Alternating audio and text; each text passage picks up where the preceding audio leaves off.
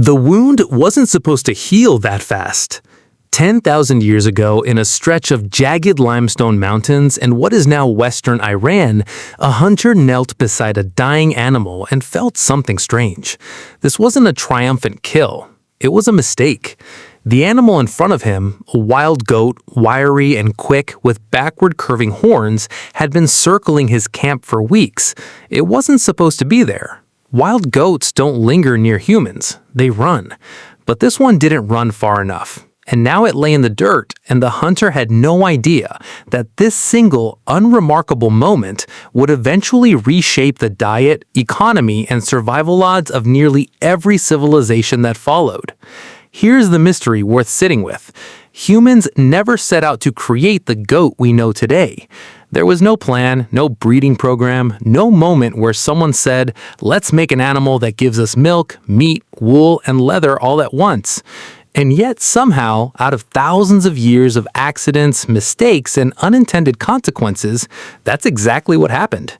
So how does a wild, unpredictable mountain animal become one of humanity's most important domesticated species without anyone trying? To understand that, we have to go back before the goat existed as we know it.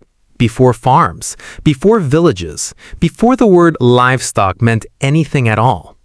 Around 12,000 years ago, the animal that would become the goat was nothing like the docile creatures grazing in modern pastures. It was the Bezoar ibex, a lean, alert survivor of the Zagros Mountains, built for cliffs and cold winters, not comfort.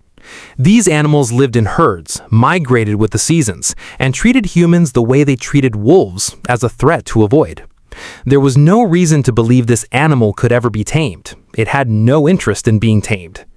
But something was changing in the human world at the same time, and it had nothing to do with goats at first. Communities in the Fertile Crescent were beginning to settle.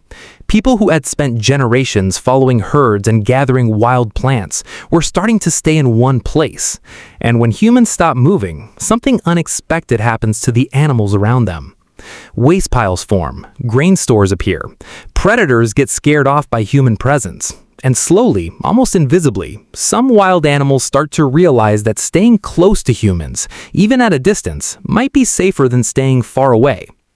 This is where the story gets strange, because the ibex population near early Zagros settlements didn't get tamed by force. They started drifting closer on their own, not to be friendly, not out of trust, but because human settlements accidentally created a kind of buffer zone from bigger predators. Wolves and leopards avoided areas with heavy human activity. For a wild goat trying to survive one more winter, that was enough reason to take the risk. And here's the part almost nobody expects. The animals that tolerated proximity to humans best weren't the strongest or the fastest. They were the calmest, the ones of lower stress responses, the ones who didn't panic every time a human walked past. Over generations, without anyone breeding them on purpose, the population near human camps began shifting, not physically at first, but behaviorally. Then, without warning, everything changed. Sometime around 10,000 years ago, in a site archaeologists now call Ganj Dareh, something happened that would leave a fingerprint in the bones themselves. Researchers examining ancient goat remains there noticed a strange pattern. An overwhelming number of young male goats had been killed, while female goats were allowed to live far longer, well past their prime breeding years.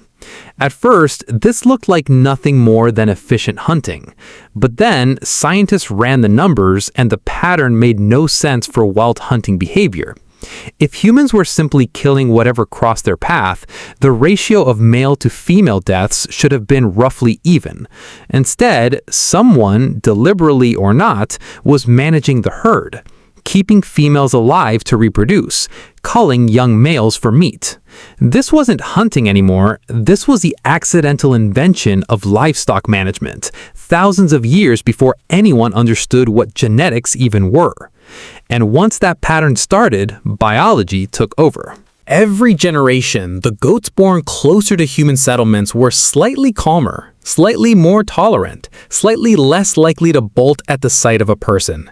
Nobody selected for these traits on purpose, but by keeping the calmer females alive longer and letting them breed while removing the more aggressive or flighty males, early humans were unconsciously running a selection experiment that would take modern geneticists decades to fully unpack. Recent DNA analysis of ancient goat remains has revealed something remarkable. The genetic diversity of early domesticated goats narrowed dramatically within just a few hundred years of this shift at Ganj Dareh.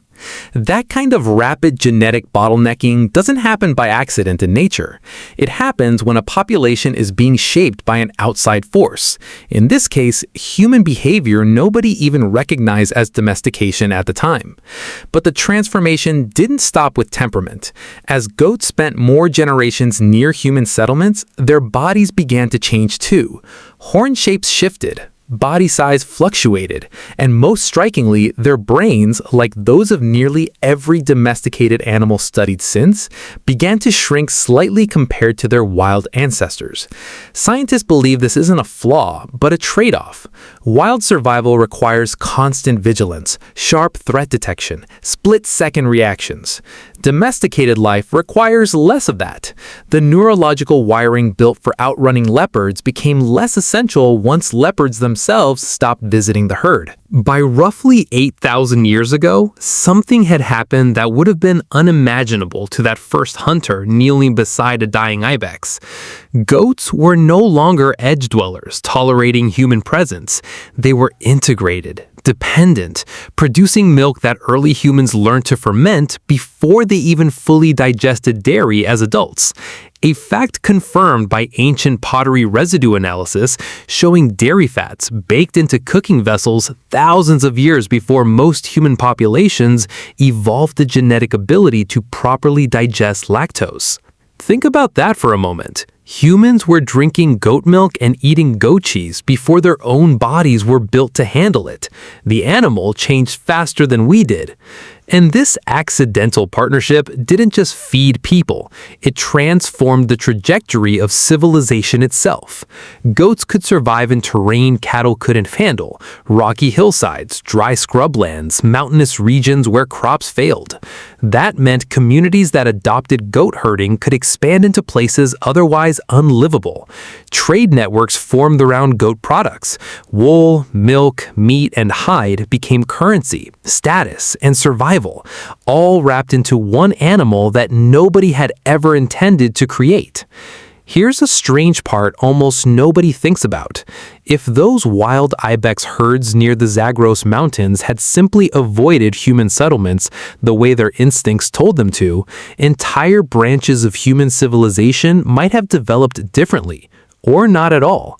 Regions that later became major trade hubs built on herding economies might never have been settled.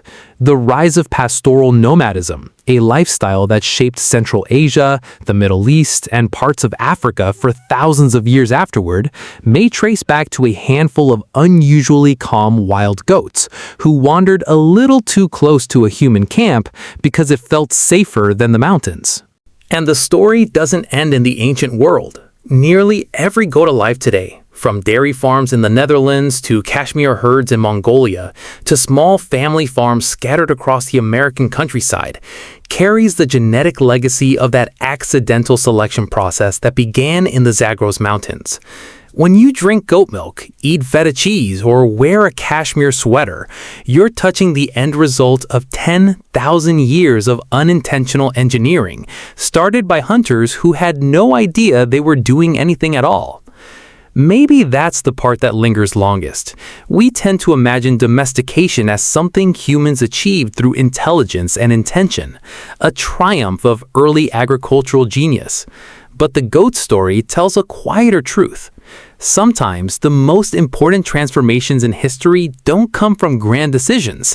They come from small, repeated, almost invisible choices made without anyone realizing the weight they carried.